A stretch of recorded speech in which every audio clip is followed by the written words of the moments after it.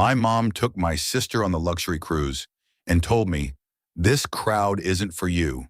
I booked the suite they thought nobody could get, and by the time they saw where I was staying, my family was calling in tears. What's up, everyone? So before we dive in, I wanted to take a second to talk to you. If you've been coming back to this channel and watching our stuff, that means a lot. But if you haven't hit subscribe yet, we'd really appreciate it. The algorithm pushes our videos to more people when you do, and that helps us keep making content like this for you. Okay, enough talking. Let's jump in. I pulled into the cruise terminal at 6:14 a.m. My mother sat in the passenger seat checking her boarding pass for the third time. My sister Danielle was in the back, filming the sunrise through the window for a story she'd post before we reached the drop-off lane. "Park near the entrance," my mother said. "We have 4 bags." I parked, got out, unloaded 2 large suitcases, 2 carry-ons, and a tote bag full of sunscreen and snacks my mother packed for the cabin. I stacked everything on the curb while they checked their phones. Danielle hugged me, quick, one arm, the kind you give a valet. "Thanks, Caleb. You're the best." My mother patted my shoulder. "We'll bring you something back." "You don't have to do that. Maybe a magnet or one of those little ship ornaments." She was already walking, already done with me. The conversation wasn't a farewell.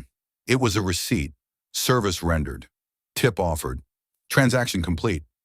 Danielle called back without turning around. "Oh, and remember, you're picking us up in 7 days, same spot. Don't be late." "I won't be." She waved one hand over her shoulder and disappeared through the glass doors. A magnet from a $2,400 cruise I wasn't invited on.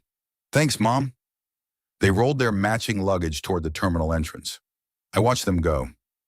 2 women walking into a building where a ship was waiting to take them, somewhere I was told I didn't belong. I waited until they disappeared through the glass doors. Then I walked to the back of my truck, lifted the tarp, and pulled out a suitcase I'd packed the night before.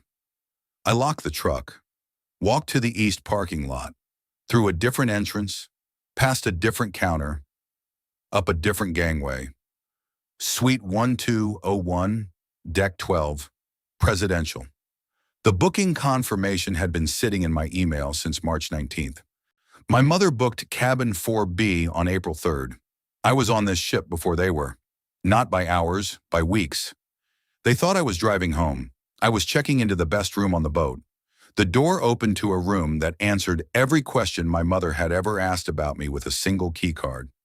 King bed facing, floor-to-ceiling windows. A balcony wide enough for a breakfast table and 2 lounge chairs. Marble bathroom, rain shower.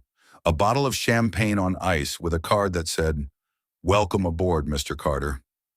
3 knocks on the door 20 minutes later. A man in a white jacket. "Good afternoon, Mr. Carter. I'm Eduardo. I'll be your butler for the duration of your stay. Can I arrange anything for you this evening?" Butler. I had a butler. "Dinner reservation," I said.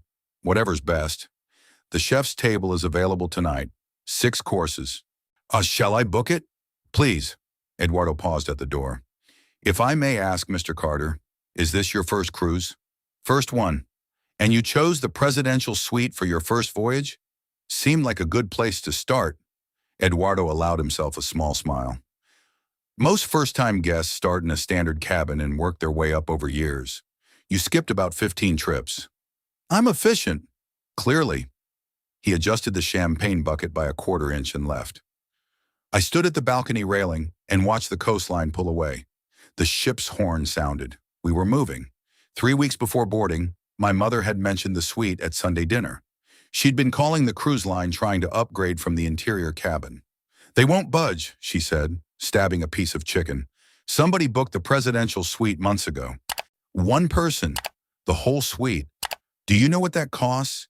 $8,700 for 1 passenger. Who does that?" "Sounds like a waste," Danielle said. "Completely selfish. Meanwhile, the rest of us are crammed into rooms the size of a closet." I cut my chicken. Chewed. Said nothing. The selfish man was sitting at her dinner table eating her chicken. The 5 Sundays between the booking and the cruise were a masterclass in patience. Every week, same table, same chicken, same updates. Week 1, Danielle brought fabric swatches for the dress she was having altered. I need something that photographs well on the formal night. Week 2, matching sun hats arrived in the mail. Danielle modeled hers in the kitchen. My mother clapped. Week 3, Danielle called on a Wednesday night. Not a Sunday, a midweek interruption, which meant she needed something. Asked, can you drive us to the port? Boarding is at 8 a.m. We'd need to leave by 6. That's a 4-hour round trip for me. I know, but parking at the port is expensive, and neither of us wants to leave a car there for a week. You're the logical choice. The logical choice. You know what I mean. You don't have plans that weekend anyway, right? I did have plans. Suite 1201 plans. Boarding pass plans. Suitcase under a tarp plans. No, I'm free. Perfect. You're always good for logistics. She said it the way you'd compliment a printer for being reliable. Good output. No maintenance required. Sure, Danny. I'll drive. Love you. Mean it. She hung up. Week 4, Danielle handed me her phone. Look at the ship layout. Look at the pool. Can you imagine? I scrolled through. Found deck 12. Found suite 1201 on the floor plan. My room. Right there on her screen. Looks nice, I said, and handed the phone back. The final Sunday, my mother pulled me into the kitchen while Danielle was in the bathroom.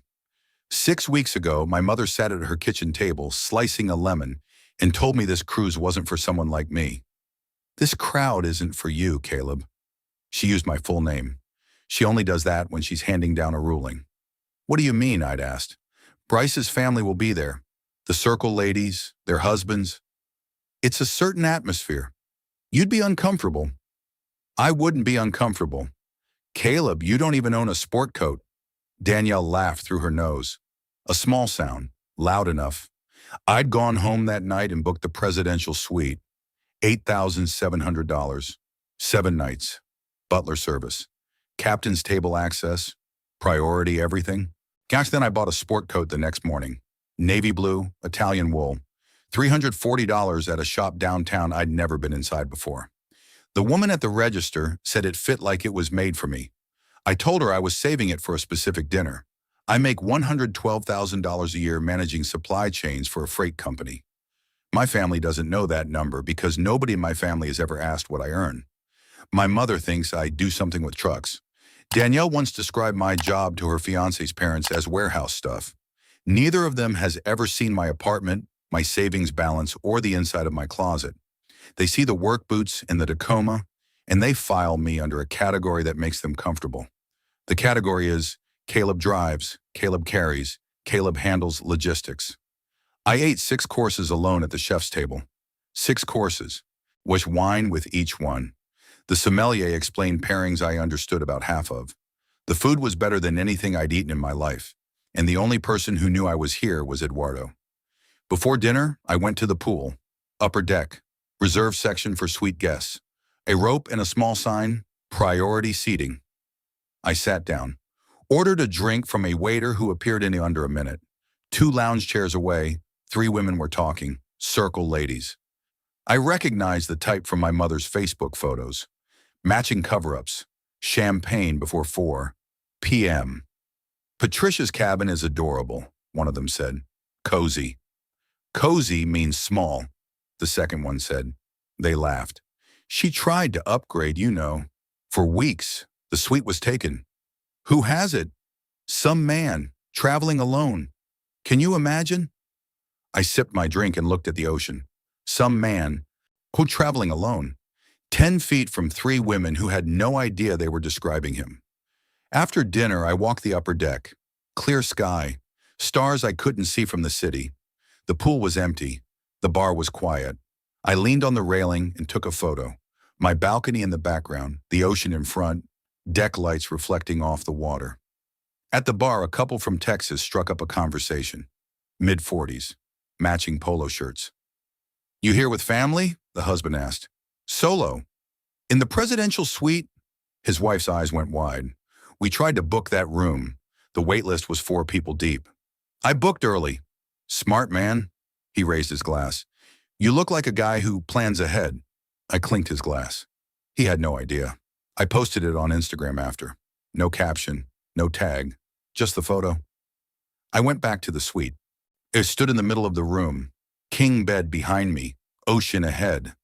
The balcony door was open, and the air was warm and salt-edged and completely mine. I turned off the lights. My phone sat on the nightstand. 0 notifications. At home, this would have been normal. Here, in a suite on a ship my family was also on, the empty screen meant something different.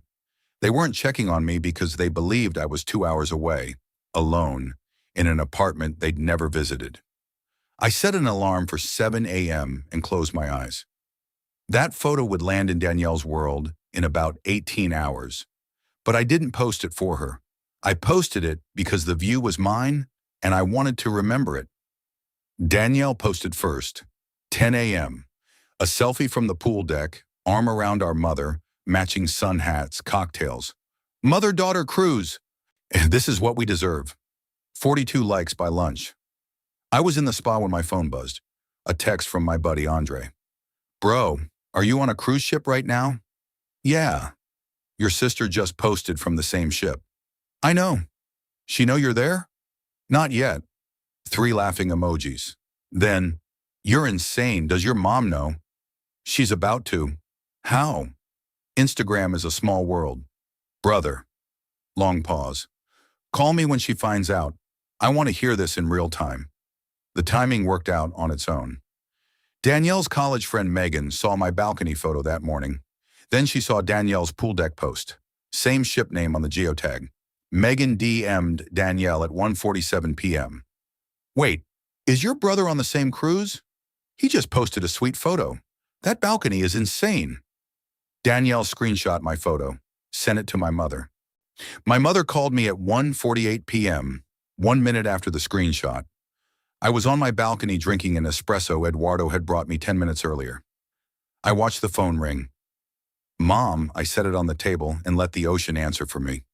She called again at 1:51, then 1:54. Then Danielle called at 1:58. 4 calls in 10 minutes. I finished my espresso and went to the pool. Glass elevator. I stepped in on deck 12. Pressed the lobby. The elevator stopped on deck 6. The doors opened. My mother was standing there in a bathrobe and flip-flops, holding a paperback and a room key on a lanyard that said Cabin 4B. She looked at me, at my robe, at the gold stitching on the chest, at the coffee in my hand, at me. Her mouth opened, closed, opened again. Caleb. Hey, Mom. What are you? How are you? I'm on the cruise. Since when? Since March. You booked a suite? The presidential suite. Her face shifted, something between confusion and the beginning of a question she didn't want to ask. The elevator reached the lobby. The doors opened. I stepped out. Caleb, wait. I'm headed to the pool. Enjoy your book. I walked 3 steps into the lobby. The elevator opened again behind me. Danielle came out. She must have been with my mother or close by. She was in a swimsuit and sarong, holding 2 towels. Caleb. Morning, Danny. What floor did you just come from? 12. 12 is the suite level. Yeah, she looked at my robe, read the stitching. Her face did something similar to my mother's, but faster. Less recalculation, more disbelief. Avery, you're in the presidential suite? Room 1201. The one Mom's been trying to book for a month? That's the one. Her towels lowered to her side. How long have you had it? Since March. She blinked 3 times. Then she turned around and got back in the elevator. Press 6, the doors closed. I could hear her calling my mother before the elevator moved. Behind me, the elevator doors closed with my mother still inside. Later that afternoon, I passed the gift shop on deck 7. Danielle was inside looking at necklaces. She saw me through the glass, came out. Can we talk? Without Mom? Sure. How did you afford this? I saved for it. You saved $8,700 for a cruise suite? I saved money, Danny. I've been saving for years. You just never asked about it because you assumed there was nothing to ask about. She crossed her arms. You know, Mom told the Circle ladies you work in a warehouse. I know. You don't. You manage, what did you say? Supply chains? Yeah. And you make enough for... She gestured vaguely toward the ceiling, toward deck 12. More than enough. She stood there, her arms uncrossed slowly, like the posture was costing her something. Why didn't you ever tell us? You never asked. You sent me a packing list with a lull at the end, Danny. You asked me to drive at 6 a.m. You called me logistics. When was I supposed to tell you?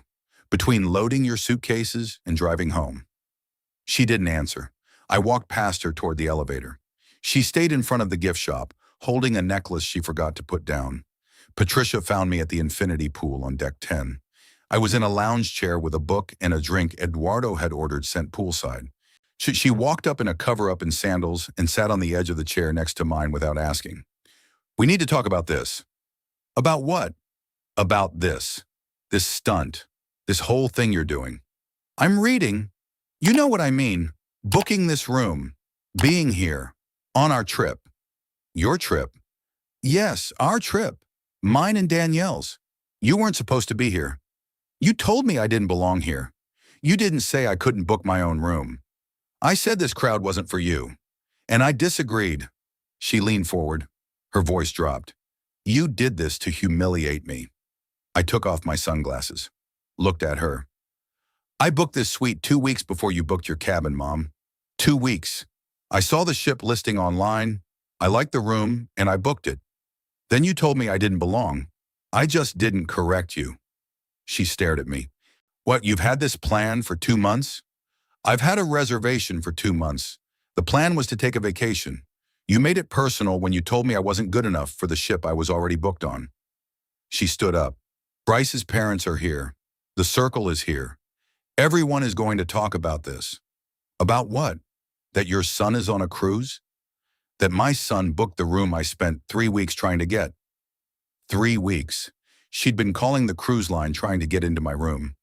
I'm going back to my book, I said. I put my sunglasses on, picked up my drink. Her hands were shaking. She turned and walked toward the elevator. A man 2 chairs over lowered his sunglasses. He'd heard it. I gave him a small nod. He gave one back. I picked up my book, found my page. Danielle called it 8 p.m. I was eating room service on the balcony. Grilled salmon, roasted vegetables, a glass of white wine Eduardo had picked. Caleb, hey Danny, what are you doing? Eating dinner. On the ship. On my balcony. This is embarrassing. For all of us. People are asking questions. Bryce's parents know you're on board. They keep asking Mom why she didn't mention it. She doesn't know what to say. She could say her son booked a suite. That's the problem. She told the Circle ladies this was a mother-daughter trip. She told Bryce's family the same thing. Now you're here in the best room on the ship, and she looks like... Like what? Danielle paused. Like she excluded you. She did exclude me. That's not... She was trying to protect you. She didn't think you'd be comfortable. I'm very comfortable, Danny.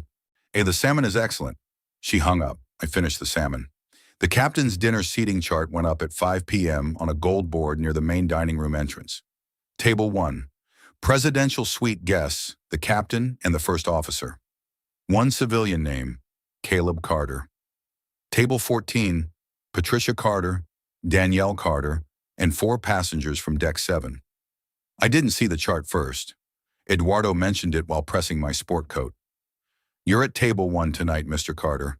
Captain Rodriguez is looking forward to meeting you. At 4 p.m., my phone buzzed. A text from a number I didn't recognize. Hey, Caleb, it's Bryce. Danielle gave me your number. Can we talk? Sure. I just want to say I had no idea you were on the ship. Danielle never mentioned it. My parents are... They're asking a lot of questions I don't have answers to. What kind of questions? Like why Patricia never talks about you. Why you're in the presidential suite and they're in an interior cabin. Why nobody invited you to the group activities. What did you tell them? I told them I didn't know, because I don't. Danielle won't explain it. Your mom won't explain it. And honestly, man, I'm starting to think the explanation isn't going to make anyone look good. Probably not. Just be cool at dinner tonight. My parents already like you. You don't need to do anything. I wasn't planning to. I put on the coat. Navy, Italian wool, the same coat my mother said I didn't own. I checked the mirror. The woman at the shop was right. It fit like it was made for me. The dining room was set for 200 people. White tablecloths, crystal glasses, and candles. Table 1 was centered at the front, slightly elevated. I found my chair. Place card. Caleb Carter, Presidential Suite. To my left, Captain Rodriguez. To my right, a retired couple from Connecticut who'd been cruising for 30 years. Across the table, 2 empty chairs, waiting for guests who hadn't arrived yet. I sat down, unfolded my napkin. The captain shook my hand and asked what I did for a living. I told him. He asked questions about freight logistics for 10 minutes. Turns out captains care about supply chains.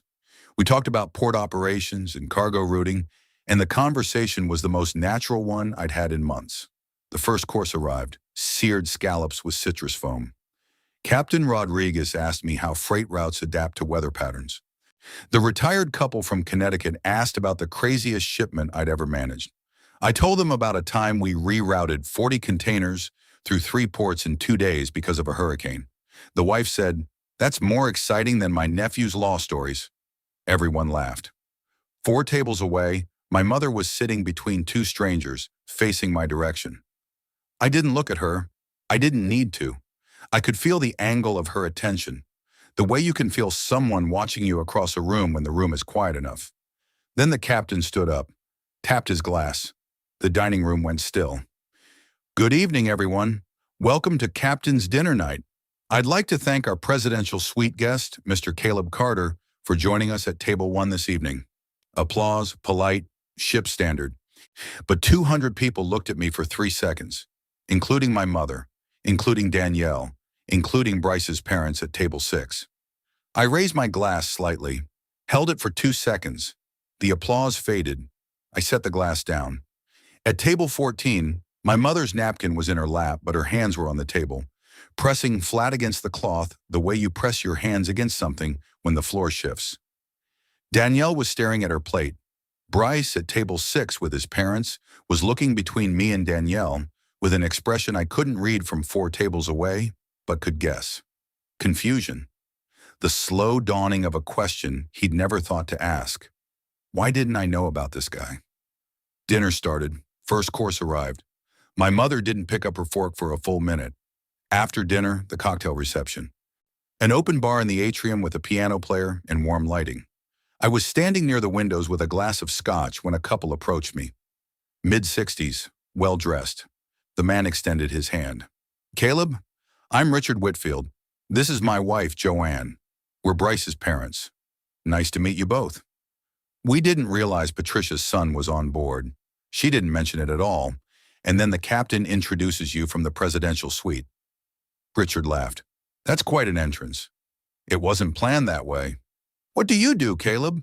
"Supply chain management, freight and distribution." Joanne's eyes widened. "Richard's company uses a freight coordinator out of the Southeast. What firm are you with?" I told him. Richard nodded slowly. "I know that company. They handle our Eastern Corridor. And that's a serious operation. It keeps me busy, I'll bet." Richard took a sip of his drink. "Your mother talks about Danielle constantly. She's never once mentioned you. I assumed, well, I didn't know what to assume. My mom and I have different definitions of what's worth mentioning." Richard looked at me for a second. Then he smiled. Not the polite smile of a cocktail party, the smile of recognition. One professional sizing up another and finding more than expected. "Listen, Joanne and I are doing a private catamaran in St. Thomas on day 6. Small group. Would you like to join us?" "I'd like that." "Wonderful. I'll have the concierge send details to your suite." They walked away. A woman appeared at my elbow, mid-50s, blonde highlights, a dress that cost more than my truck payment. One of the Circle ladies. "Hang, you must be Patricia's son." "Caleb, I'm Gwen. I've known your mother for 8 years. She tilted her champagne glass toward me. "She's never mentioned you, not once. I thought Danielle was an only child." "Common misconception." Gwen studied me. "The Presidential Suite, Captain's Table, and Patricia's in an interior cabin on deck 6. She took a sip. "That's an interesting family dynamic. Every family has one. Not like this." She smiled. Not unkind. Curious. The smile of a woman who just found the most interesting story on the ship and knew she'd be telling it at brunch for a month. She walked back to her table. I stood by the window and finished my scotch. Bryce's parents. The family my mother had been performing for. The people Danielle married into. The crowd that wasn't for me. They just invited me to a private catamaran. And they didn't invite my mother.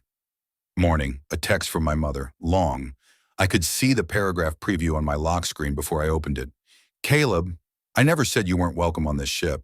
I was trying to protect you from a situation I thought would make you uncomfortable. You twisted what I said into something it wasn't. I know you think I've treated you unfairly, but I have always loved you the same as Danielle. This trip was supposed to be special for your sister and me, and now it's turned into something else entirely. The Whitfields keep asking about you. The Circle ladies are making comments. I don't understand why you do this to your own family. I read it once. Then I went to breakfast on my balcony. Eduardo brought eggs, fruit, and coffee.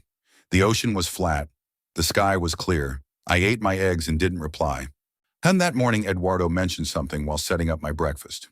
Your mother visited the front desk this morning, Mr. Carter. She asked which suite you were in and whether she could come up to Deck 12. What did they tell her? Deck 12 is keycard access only. Suite guests can authorize visitors at the concierge. She asked if we could call you. We told her we'd need your permission first. Don't call me. Understood, sir. He placed the orange juice precisely. She seemed frustrated. She'll manage. That afternoon, Danielle ran into Eduardo in the hallway near the spa. I heard about it later from Eduardo himself.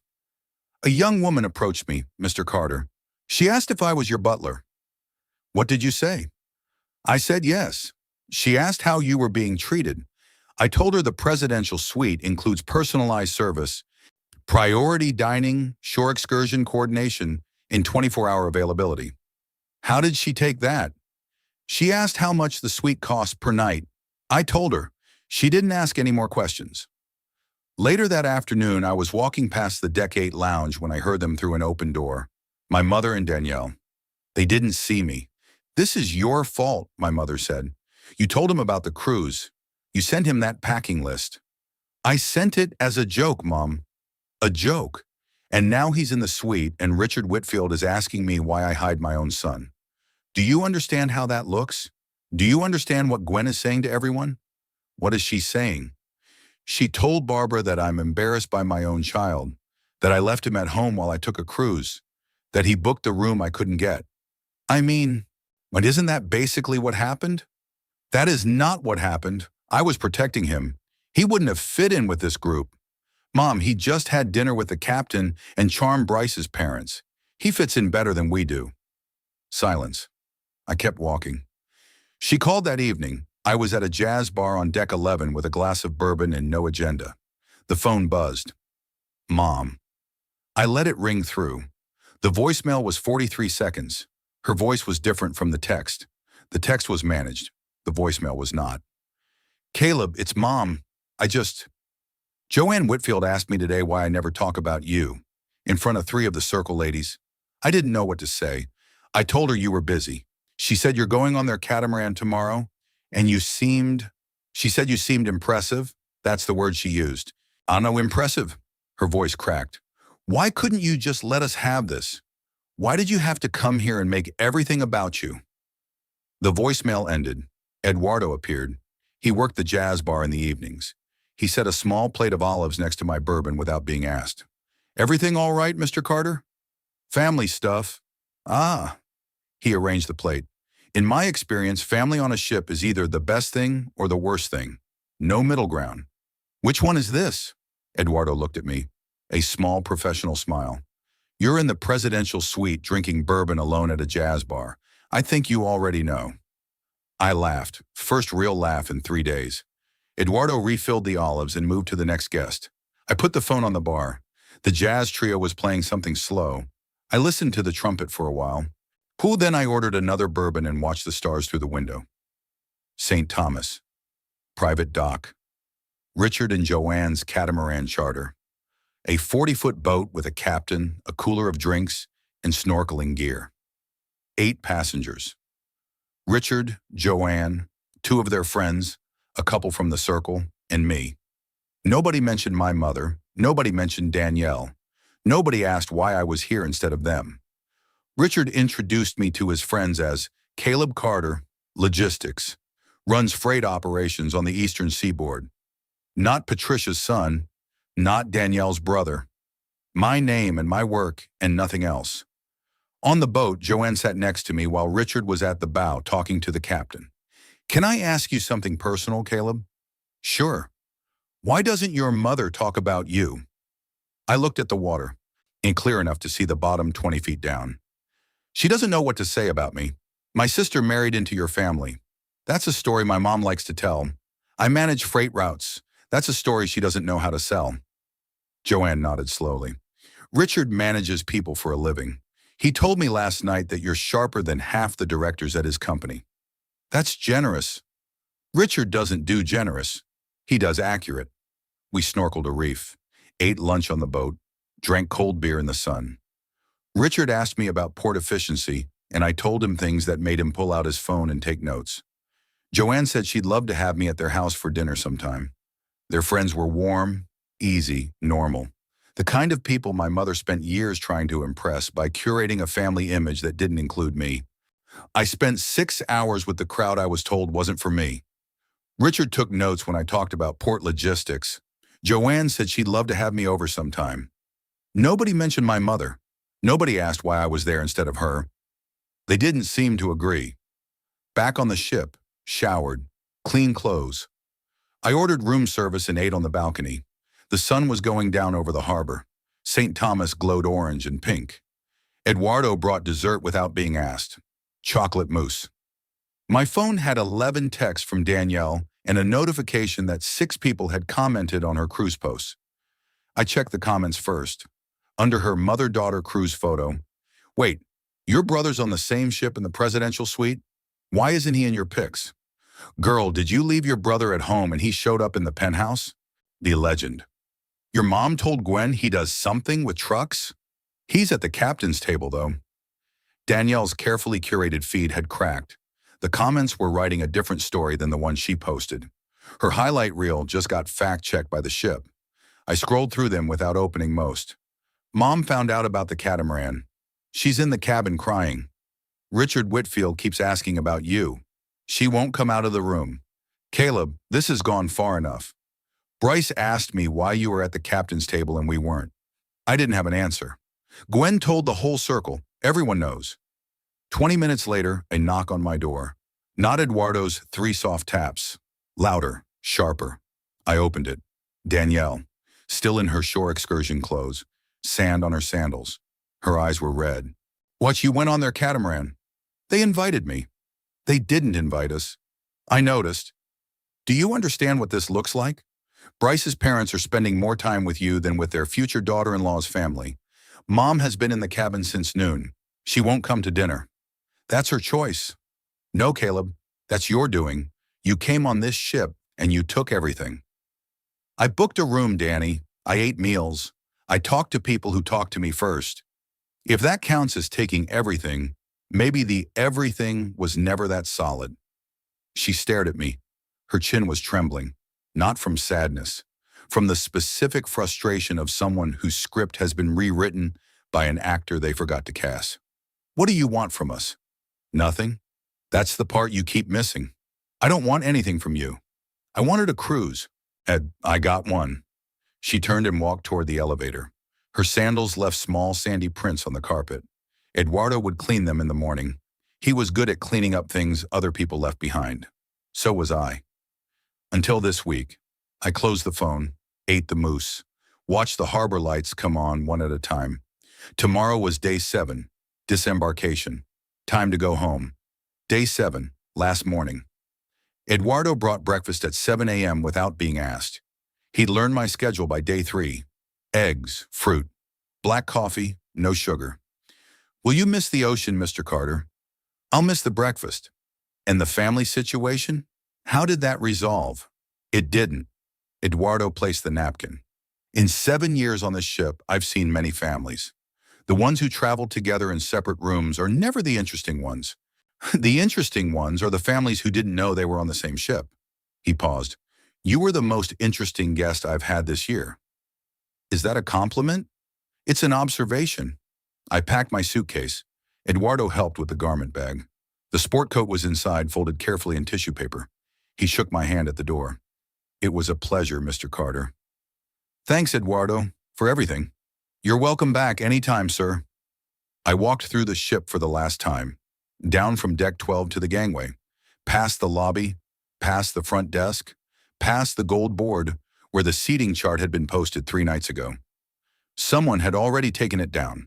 Didn't matter. The room remembered where I sat.